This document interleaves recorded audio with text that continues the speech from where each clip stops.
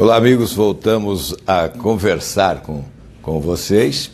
Estamos à disposição para responder suas perguntas. A assessoria está anotando as perguntas que chegam e me repassando para que eu possa responder na medida do possível, né?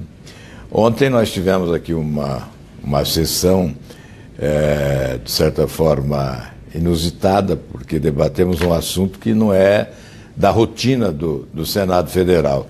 E aqui já há uma pergunta do Juvenal Castro exatamente sobre essa matéria, né? Se o Senado vai ser corporativista para salvar o mandato do senador Aécio Neves. Na verdade, o debate ontem se travou em torno de uma decisão da primeira turma do Supremo Tribunal Federal, que adotou medidas cautelares diversas da prisão.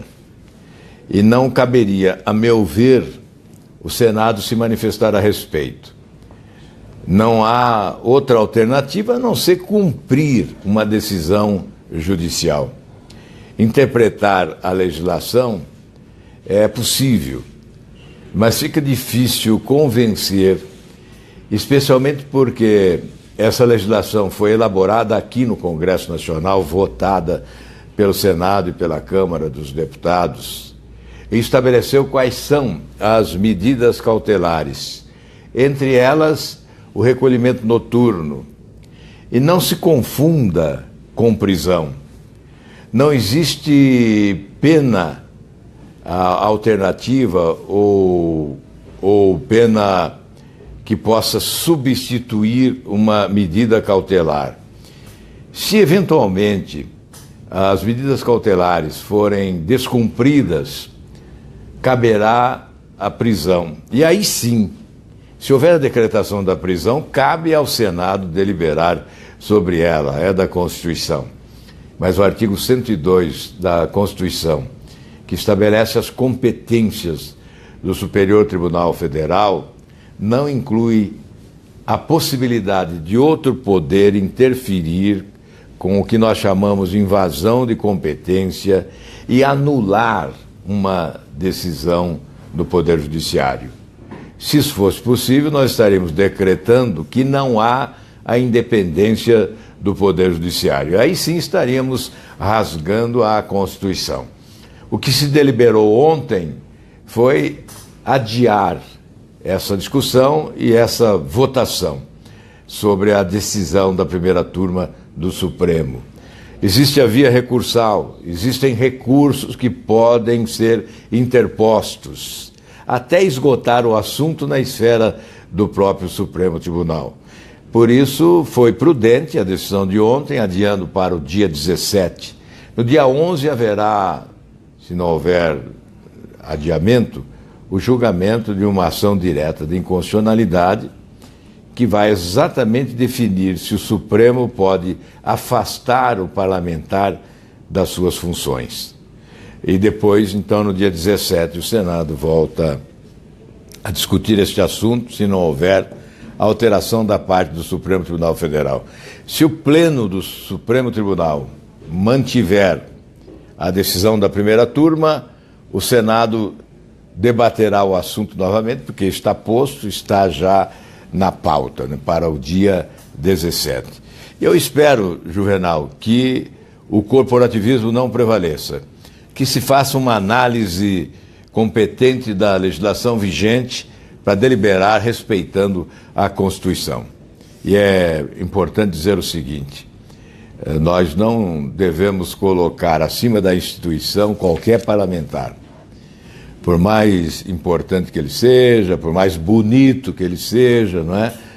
Nós não podemos colocar o parlamentar acima da instituição. A nossa ação tem que ser na defesa da instituição, que é essencial no regime democrático. Nós podemos ser condenados, a instituição não. Por isso, não pode haver uma postura corporativista. Tem que atender também este apelo da sociedade brasileira, que é de rigor em relação à corrupção. O combate à corrupção tem que ser implacável. Então, cada gesto nosso, cada ação nossa deve repercutir exatamente esta exigência da sociedade brasileira. Vamos lá. O Joaquim Alberto, como o senhor está vendo o fato do presidente Temer receber tantos deputados e abrir o cofre para tentar barrar a denúncia? Aí se instala o desgoverno, né? O que temos é um desgoverno. Um presidente acuado, o primeiro da história denunciado pela Procuradoria-Geral da República, já pela segunda vez, considerado também pelo Ministério Público chefe de uma organização criminosa, usa o seu tempo, usa o seu mandato, usa o status de presidente, os equipamentos públicos, o dinheiro público, para tentar preservar o seu mandato a qualquer preço. É evidente que nós temos que condenar isso. Da nossa parte, a postura já é conhecida. Quando há fatos concretos, provas visíveis. Aliás, quando o ministro Barroso leu a relação das provas apensadas pelo procurador-geral Rodrigo Janot à sua denúncia, nós ficamos impressionados. É uma seleção de provas, e provas que revelam fatos da maior gravidade. Por isso, não há como agir de outra forma, sendo implacável, porque a substituição de Temer por outro não vai alterar o desgoverno. Continuará sendo um desgoverno, infelizmente, porque é um governo tapa-buraco, que não tem credibilidade, que não tem a confiança da população, não tem autoridade moral e política para mudar as coisas. Mas é essencial para o Brasil, neste momento, a postura de combate implacável à corrupção. E é com gestos concretos, com exemplos, que nós vamos desestimular a prática da corrupção. Por isso, eu defendo que a Câmara dos Deputados acolha essa denúncia para se instaurar o inquérito com o afastamento do presidente da República das suas funções. A Carla Abdias, a aprovação do fim das coligações e da cláusula de barreira é uma boa notícia. Poderia ser melhor, Carla, porque essa cláusula de barreira é muito tímida. O que se estabeleceu é apenas a exigência de que o partido político, para ter representação no Congresso e ter acesso ao fundo partidário e ao tempo de rádio e TV, tem que obter 1,5% em 1/3 dos estados brasileiros, 1,5% dos votos em pelo menos 1/3 dos estados brasileiros. Eu acho que é uma proposta muito tímida. O Senado aprovou um pouco mais rigorosa, mas a Câmara suavizou. Então não é suficiente, mas é um avanço porque já se estabelece ali um cronograma e na outra eleição já aumenta um pouco.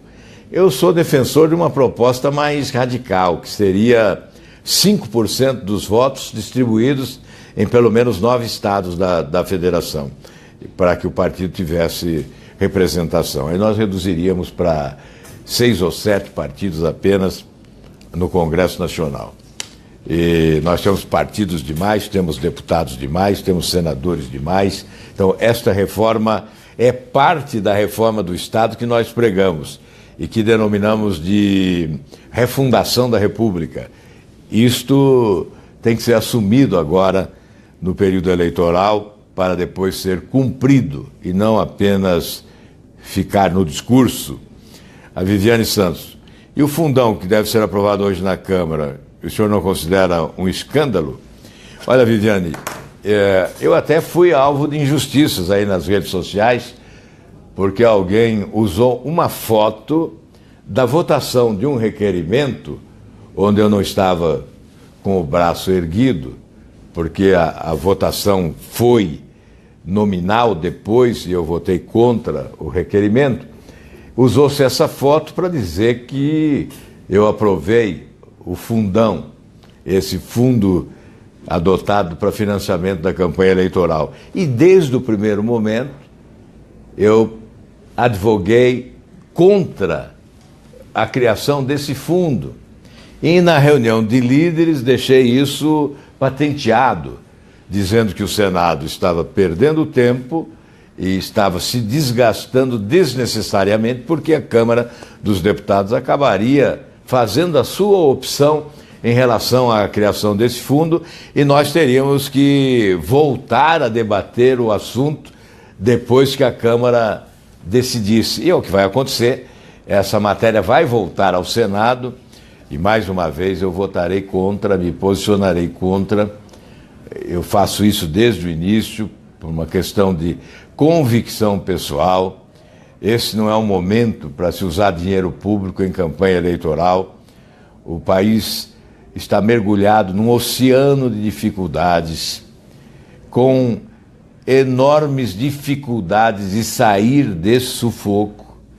E nós, vendo as pessoas morrerem nas ruas por falta de segurança pública, porque dizem não há dinheiro, as pessoas morrendo em corredores de hospitais sem atendimento, porque o dinheiro foi roubado. E nós agora, quando os procuradores afirmam que temos partidos como organizações criminosas ou lavanderia de dinheiro sujo, vão jogar o dinheiro público no caixa desses partidos, retirando das emendas de bancada um dinheiro que poderia atender necessidades primárias da população brasileira. É óbvio que eu fico contra, não posso ser a favor, em respeito à população, até porque eu estou num partido em que se prega consulta popular. E a pesquisa indica, qualquer consulta popular vai informar que a população brasileira, de forma esmagadora, se coloca contra a criação desse fundo eleitoral. Portanto, fiquem tranquilos, da minha parte não haverá, de forma nenhuma, conivência ou cumplicidade com esse ato. Carlos Pontes pergunta como o senhor tem visto a polêmica envolvendo museus, exposições de arte de caráter duvidoso. Olha, Carlos, eu inclusive gravei aí um vídeo rápido, né, só para manifestar a minha posição de repúdio, de rejeição àquele espetáculo grotesco que se exibiu no Museu de Arte Moderna em São Paulo. Eu creio que é um desrespeito à família. Nós temos que, obviamente, estimular a arte, mas aquilo não é arte, aquilo é licenciosidade, aquilo é falta de vergonha na cara, para usar um linguajar bem popular. Que coisa feia aquilo. E aquilo é um espetáculo? Então, se você acha que é um espetáculo, leve para sua casa. Você que dirige esse museu em São Paulo, ou você que patrocinou, ou você que defende esse tipo de espetáculo, o faça na sua casa. Mas não numa área pública, onde pessoas que não querem ver isso acabam assistindo. Por isso, o nosso repúdio é realmente um assinte o que se fez lá. Não se trata de ser conservador, de ser moralista, trata-se de respeitar as pessoas que possuem convicções religiosas, as pessoas que possuem uma formação que dispensa esse tipo de espetáculo, que repudia esse tipo de ensinamento nocivo à formação das nossas crianças. Aliás, usar a criança para fazer esse tipo de espetáculo, a inocência, a ingenuidade de uma criança exposta no espetáculo grotesco, é porque são trapalhões, é porque não são artistas de verdade, não possuem competência, não possuem qualidade artística, são, evidentemente, do baixo clero, do mundo artístico, são pseudo-artistas, na verdade. É a anti-arte, no meu entendimento, é a anti-arte. Tem gente que acha que isso é moderno, né? Tem gente que quer demonstrar ser moderno e apoia uma esculhambação dessa natureza, né? Um escárnio. Vamos em frente. Aqui a Jéssica Laurentes. Quando sairemos desse buraco sem fundo na economia? Quando os desempregados vão voltar a ter emprego? Olha, eu estou dizendo que a economia aqueceu um pouco. É um aquecimento tímido, né? Houve uma reação preliminar que demonstra que a economia está se descolando desta crise governamental, né? Da crise política que envolve os três poderes, em razão principalmente desses escândalos e da insatisfação que ganhou corpo na sociedade brasileira. Mas, como eu disse, é um governo tapa-buraco, não tem autoridade moral e política para adotar as providências mais enérgicas que devem ser adotadas para recolocar o país nos trilhos do desenvolvimento, do crescimento econômico acelerado, porque é um país com riquezas incríveis, né, com potencialidades extraordinárias que realmente pode crescer muito mais do que vem crescendo. Eu imagino que com a eleição nós ressuscitamos esperanças, né? Toda eleição é um ressuscitar de esperanças, muitas vezes depois vem a frustração, mas sempre há o ressuscitar de esperança. E a população sendo feliz na escolha, certamente, com um presidente com credibilidade, passado limpo, sem esse entorno poluído, né, pela corrupção, se nós tivermos um presidente com coragem para promover mudanças, com autoridade moral para renegociar a dívida, com os credores internacionais, sobretudo,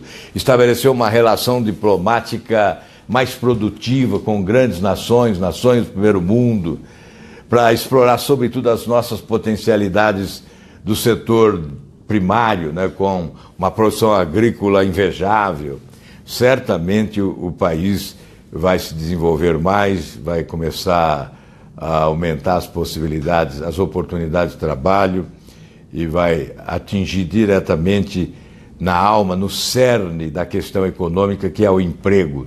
Com a geração de emprego, obviamente teremos salário, renda e receita pública.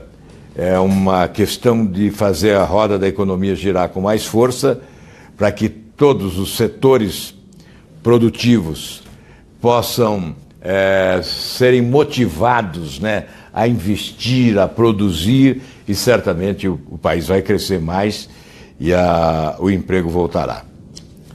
Albertina Lucas, como o senhor viu, a pesquisa Datafolha, que coloca o Lula em primeiro lugar. Bom, primeiro, é preciso considerar a rejeição, né? Para saber quem está em primeiro lugar, é preciso fazer o contraste de intenção de voto com rejeição. Quando a rejeição anula a intenção de voto, anulou a possibilidade de vitória. Muitas vezes as pessoas divulgam as pesquisas e não interpretam os seus números.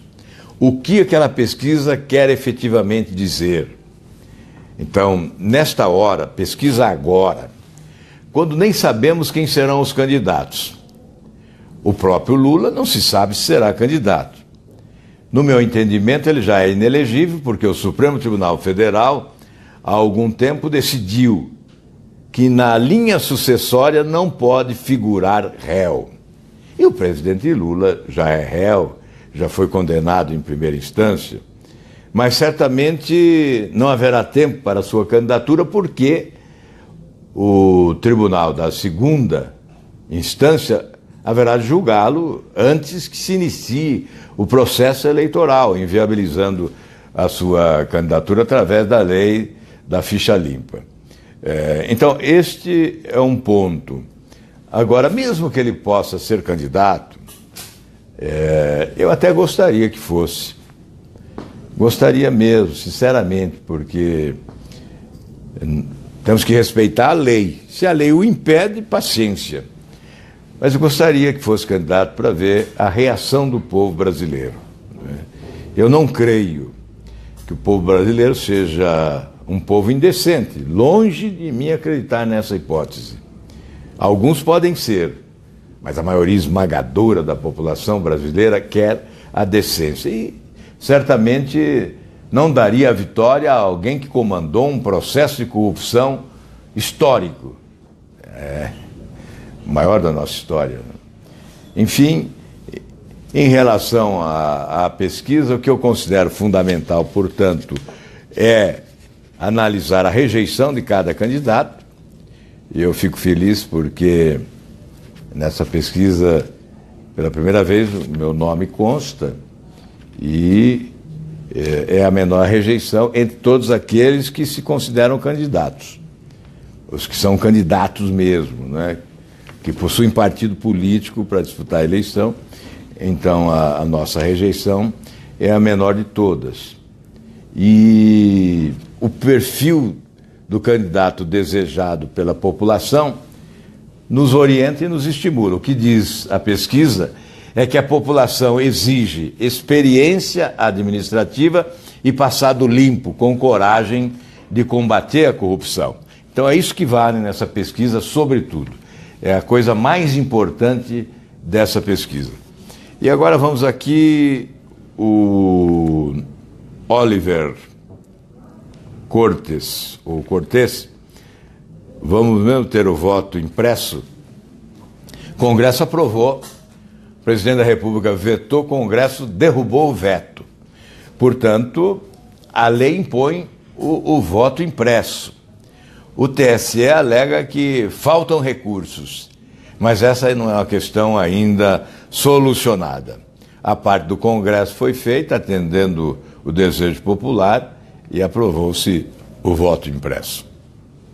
Luísa Souza, os brasileiros não aguentam mais tanta falcatrua, e eu também não. Aliás, nós esperamos que os brasileiros demonstrem isso nas urnas, né? Perguntando aos candidatos: onde você estava quando o Brasil estava sendo assaltado? Onde você estava quando os escândalos aconteciam, quando as falcatruas existiam? O que você fazia?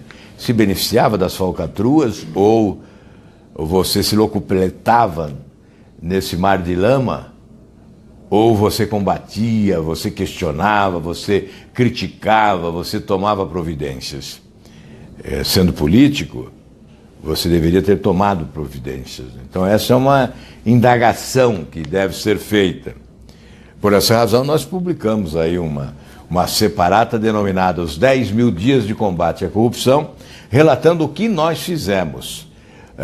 Não só naquela separata sobre a Petrobras, que nós mostramos todo o itinerário da corrupção, e também uma outra no geral. O que eu posso dizer é que se as providências fossem adotadas quando nós denunciamos e fomos ao Ministério Público e apresentamos as denúncias, certamente o Brasil não teria perdido tanto. Mas então é preciso que na eleição a população olhe com muita atenção, analise com muito cuidado o desempenho de cada um dos postulantes. Leonardo pergunta: o que o senhor pensa sobre abandonar um cargo de prefeito da maior cidade do país para candidatar à presidência da República? Olha, não sei, até poderíamos legislar a respeito, né? Porque realmente o chefe de executivo assume uma responsabilidade que é individual. Você foi eleito para cumprir um mandato de 4 anos, assumindo compromissos que não podem ser de forma nenhuma desrespeitados, descumpridos, não é? Eu vou dar um exemplo pessoal.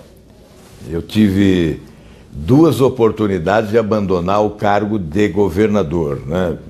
Quando houve a eleição presidencial e eu tive a oportunidade de ser candidato a presidente em 89, me recusei. Convites aconteceram para mudança de partido, filiação a partido político, renúncia do cargo de governador para disputar a eleição. Me recusei porque estava na metade do mandato. E depois, no final do mandato, restando 9 meses para o término, desisti de ser candidato ao Senado. Fiquei sem mandato para cumprir integralmente o mandato de governador. E fui governador até o último dia. Acho que é uma manifestação de respeito a quem acreditou, votou, elegeu e tem o direito de cobrar, não é? Então é evidente que pessoalmente eu não concordo que se abandone o cargo executivo. Tivemos um exemplo dramático até, né? Porque um líder político promissor, grande liderança à época, o Pimenta da Veiga, foi aqui deputado conosco, ele foi fundador do PSDB, foi prefeito de Belo Horizonte, era um prefeito bem avaliado, estava com um mandato exemplar, alta popularidade como prefeito, renunciou para ser candidato a governador, perdeu a eleição, foi castigado pelo eleitor e nunca mais conseguiu se reerguer. Nunca mais ganhou a eleição, disputou ainda a última eleição de governador de Minas e perdeu para o PT. Então veja que abandonar o barco antes que ele chegue a Porto Seguro me parece ser uma atitude não aprovada pela população. Eu particularmente não aprovo.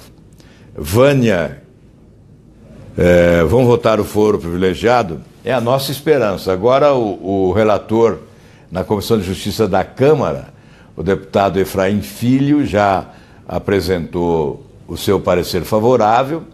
Eu conversei com o Rodrigo Pacheco, que é o presidente, e ele disse que vai agilizar assim que terminar essa confusão que está lá na Câmara, né? Esse projeto passa a ser prioridade na Comissão de Justiça e nós esperamos que, com pressão, ele ande rapidamente para chegar ao plenário em tempo, para que as ações sejam redistribuídas e que políticos e autoridades possam ser julgadas antes do processo eleitoral do ano que vem. Mas para isso é preciso pressa, porque se demorar não vai dar tempo. Aí vem a impunidade prevalecendo. Alex, qual é a sua opinião sobre as ocupações do MST em áreas privadas? Olha, a propriedade privada produtiva é intocável, é uma questão de respeito à lei. Não sou eu que estou dizendo, é a lei. É um direito à propriedade estabelecido constitucionalmente. E quem invade a propriedade privada comete um crime. E o Estado tem que tomar providência. Ocorre que os governos são bananas, né? Há governos bananas, governantes bananas, molengões, não é? E que deixa a coisa acontecer. Então, há um desrespeito à lei constante, né, com a invasão de propriedade privada. E é um governo também que protege pseudos líderes do movimento sem terra e também não faz reforma agrária, não é o governo, não faz reforma agrária. Nós temos no Brasil 40% da área produtiva não explorada. Então temos terra em abundância ainda para a produtividade agrícola. Mas o governo não tem tido competências. Nós vamos olhar o nosso sistema fundiário, é uma lástima, né, o nosso sistema fundiário. Nós tivemos uma CPI da terra aqui, percorremos o Brasil, fomos a vários estados e verificamos que não há lei, que o sistema fundiário é uma falácia, né, porque não há nem respeito à propriedade. Hugo Paulo Vieira, quando o senhor vai confirmar sua candidatura à presidência? Olha, Hugo, já está confirmada. Acho que nós não podemos recuar nunca, não é? E houve uma convocação do partido, o Podemos me convocou no ato de lançamento aqui em Brasília e, obviamente, se eu aceitei essa convocação, não há como recuar agora. Então, muito obrigado aí certamente a indagação é uma manifestação de apoio, né?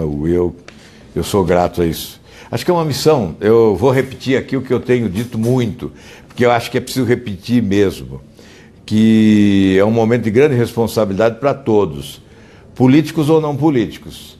Pessoas lúcidas, pessoas conscientes devem contribuir, influir, para que a decisão do ano que vem seja correta, seja a melhor possível, porque a omissão pode custar muito caro para cada brasileiro. Se a escolha for infeliz, nós vamos plantar aí um futuro de dificuldades ainda maiores.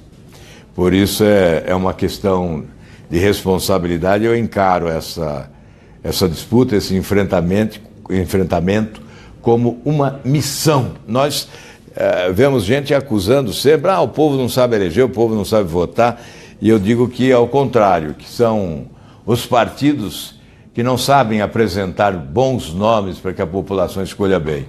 Então, nós temos a obrigação, né, de oferecer alternativas, e nós estamos aí oferecendo uma alternativa. A Mariana Orloff, ela pergunta, como o senhor é um cidadão comum, conte um pouco da história de sua vida longe da política. Bem, é uma história longa, hein? Eu não posso contar toda ela, porque, obviamente, levaria muito tempo. Mas é claro que eu posso contar alguma coisa. Nasci em Quatá, né? Portanto, eu sou paulista, na área rural. Na época, eu nasci nas mãos de uma parteira, portanto, lá na roça, né? E percorria 5 quilômetros a pé diariamente, quando completei 8 anos de idade, para ir à escola. Uma estrada boiadeira, uma areia que afundava, arrancava alpargatas roda e ia descalço até a cidade. Limpava o pé num papel, num jornal e colocava o tênis, na época a gente chamava de quedes ou alpargatas roda e ia até a escola. Fiquei 2 anos em Quatá, no Grupo Escolar Rodrigues Alves. Depois eu fui para Maringá com a família, com os meus pais. Aí já no 3º e 4º ano do Grupo Escolar. Aliás, Rodrigues Alves é em Maringá, não é em Quatá. O Grupo Escolar Rodrigues Alves é em Maringá, lá na Vila Morangueira, à época, Vila Santo Antônio depois. Primeiro era chamada Vila Morangueira, depois Vila Santo Antônio, perto da fazenda do meu pai, né? Meu pai foi a Maringá em 1938 e adquiriu uma área grande de mata e depois foi transformando a mata em café, grande produção de café nos anos 60, né? E grande produtividade, grande produção, até que a geada viesse depois, lá por volta de 75, e dizimasse as lavouras cafeeiras. Aí o Paraná passou a produzir soja, sobretudo, né? Soja, milho, arroz, aí a pastagem também tomou conta. O café acabou sendo quase que, não eliminado, ainda produz café, mas uma produção bem inferior àquela época. Essa é uma origem rural, né? E que nos permitiu conhecer bem o drama vivido no campo do Brasil e a importância do agricultor e da agricultura, né? E depois de Maringá, onde eu estudei no grupo escolar, eu fui para Botucatu. Aí eu estudei no seminário. A minha mãe queria muito que um filho dela fosse padre, né? Era muito religiosa. E eu fui, eu e mais 3 irmãos, né? Éramos 10. 4 fomos para o seminário. Nenhum concluiu. Eu fiquei apenas 2 anos e retornei a Maringá e me formei no Colégio Marista. Depois fui para Londrina cursar a Faculdade de Filosofia e foi lá, exatamente lá, que iniciei a trajetória política, né? Então, esse é um sucinto resumo aí dos primeiros anos da minha existência para atender a curiosidade aqui da Mariana, não é? E a partir de Londrina é que nós iniciamos então a nossa trajetória política, fui líder na universidade, presidente do centro acadêmico, aí acabei sendo candidato à Câmara de Vereadores com 22 anos de idade, e aí começou a trajetória. 2 anos depois deputado estadual, depois federal, e aí chegamos onde estamos aqui, nesse nosso Senado da República. A Noeli quer saber, diz que os políticos só são bons quando querem votos. Você sabe que é verdade, muitos políticos são assim mesmo. Agora, nesse caso, eu sou antipolítico, porque, com toda sinceridade, quando eu estou trabalhando, quando eu estou fazendo algo que eu considero produtivo, positivo, que implica em benefício para as pessoas, quando estou fazendo um bem para alguém, eu nunca penso que existe voto. É uma coisa que não me vem à memória nestas horas.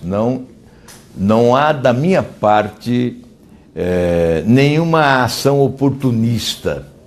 É só o cumprimento do dever mesmo que me embala, né? Eu penso sempre em retribuir a votação que eu obtive.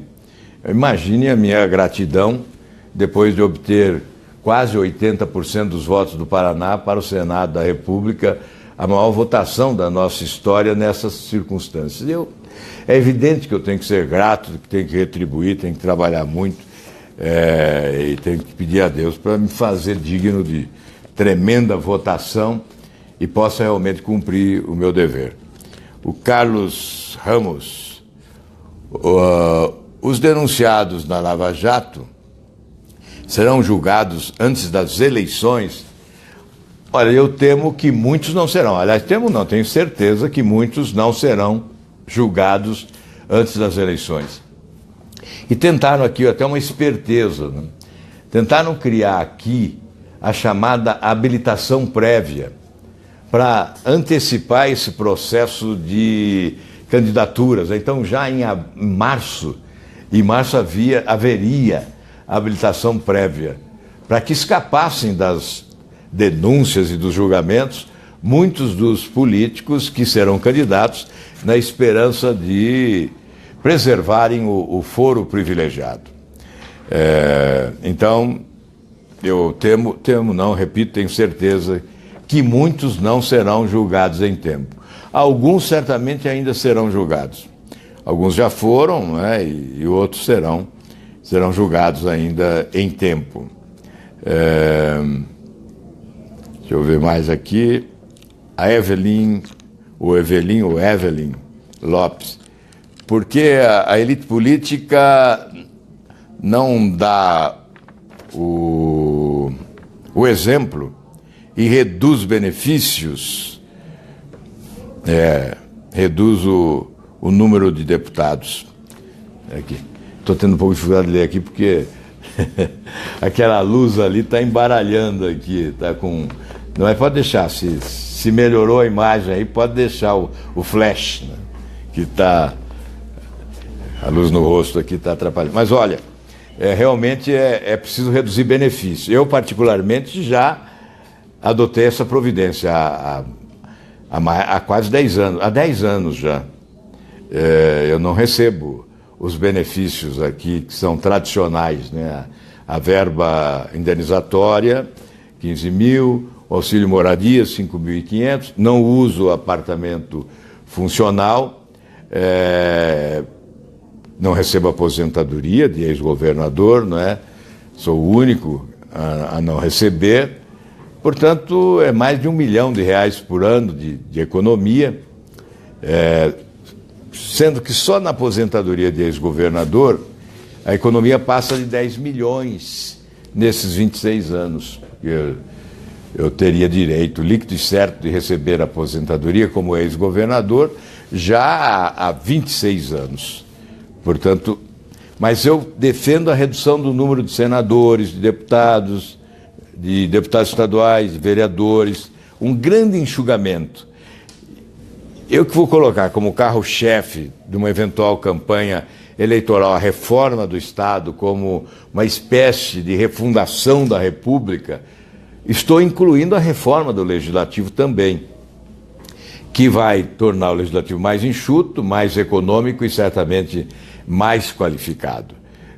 Uma grande economia, uma economia que tem desdobramentos, né? Porque não é só o salário dos parlamentares, tem aí estruturas que vicejam, né, ao redor dos gabinetes, e certamente nós teríamos uma grande economia, mas teríamos também um legislativo mais qualificado.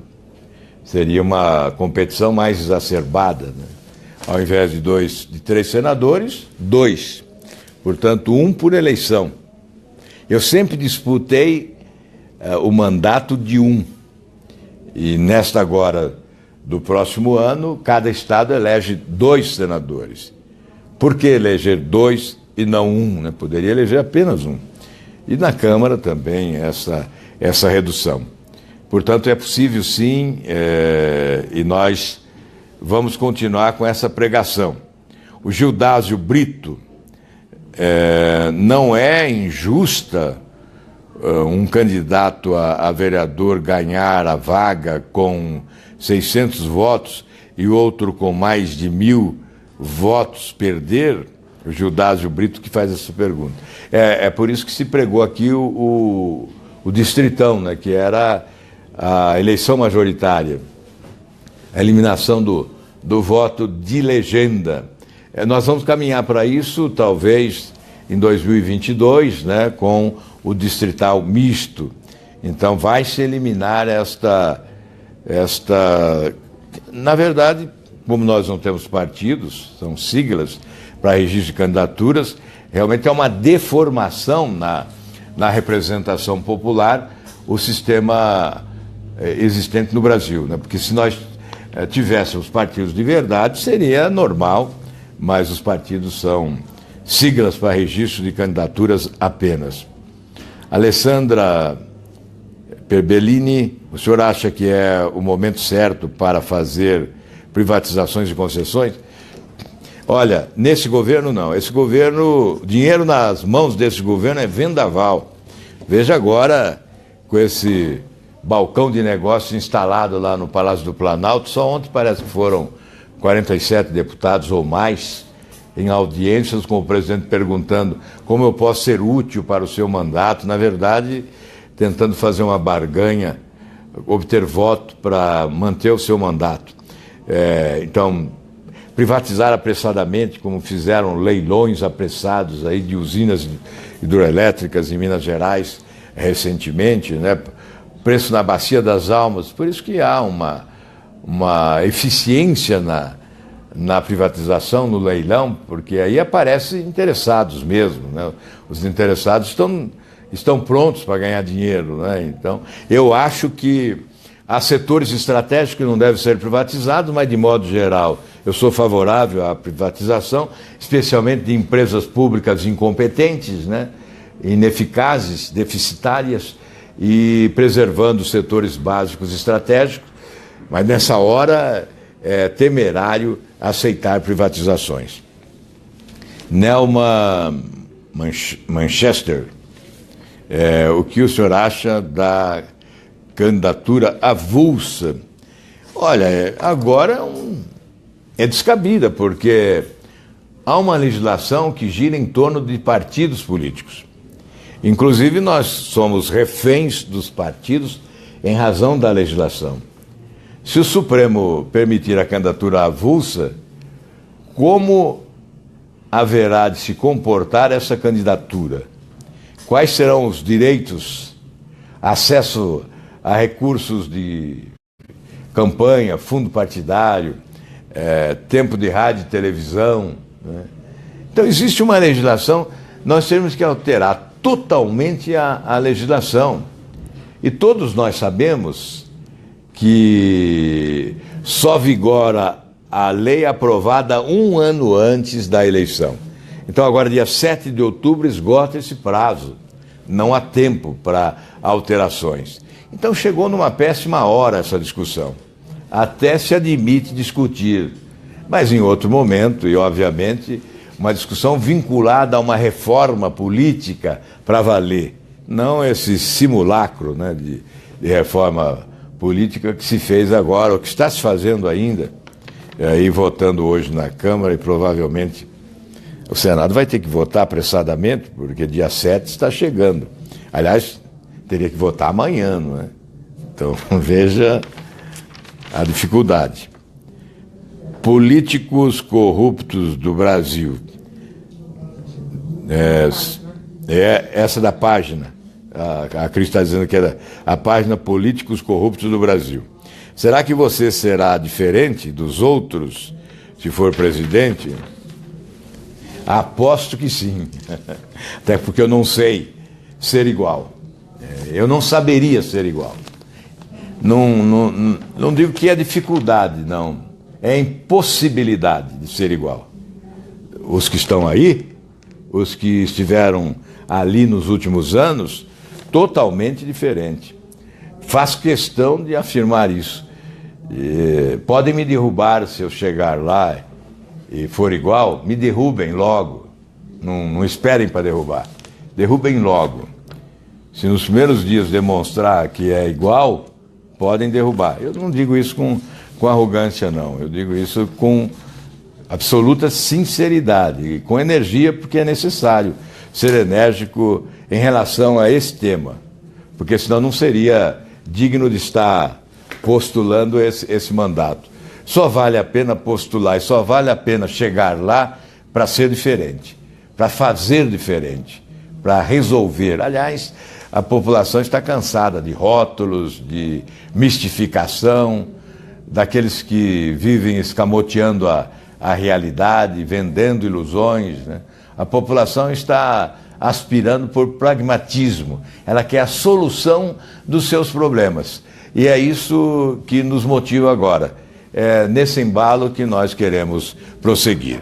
Vamos, então, encerrar hoje essa conversa. Das manifestações é pedindo o voto impresso. Há muita manifestação a favor do voto impresso. Há uma grande desconfiança em relação a esse sistema atual. E o voto impresso eliminaria as dúvidas, porque se eventualmente alguém suspeitar de uma irregularidade, de uma fraude nas urnas, pede a auditoria, pede a verificação, e aí, com os votos impressos, haverá a possibilidade de se fazer a avaliação sobre a eventualidade da existência da fraude. E muitos Tem mais apoios também que... Aqui são os apoios, muita gente... Apenas alguns apoios aqui. A Maria Rita Soares, Cirlei Antônio Francisco Ximenes, Olavo Frank, Ana Mota, Melita Luciana Santos, Ricardina Rejane Moura, Eliane Jacomel, Maria Lúcia Carvalho, Alexandre Pereira, Joelcio Alves, Cirlei Nervo, Mário Antônio Próspero, Cleusa de Lara Faria, Denise Angélica. Olha, muito obrigado por esse apoio. Aliás, é muito importante. Hoje nós recebemos aqui a visita de um jovem que é caricaturista e é historiador. Ele veio do Rio de Janeiro com a pretensão de trazer motivação. Uma pessoa lúcida, esclarecida, talentosa, com grande conhecimento histórico, conhece muito a política brasileira, e veio com essa preocupação de estimular, de pedir para não desistir. Muitas pessoas no Brasil fazendo isso, nos aeroportos, nos aviões, nas ruas onde andamos, através de manifestações como estas aqui, pelas redes sociais, nas mensagens do WhatsApp, enfim, uma motivação, uma espécie de injeção de ânimo para que a gente possa encontrar força e energia para combater nesse enfrentamento entre Davi e Golias, que virá pela frente. Uma campanha desproporcional. Alguns com muitos e outros com poucos.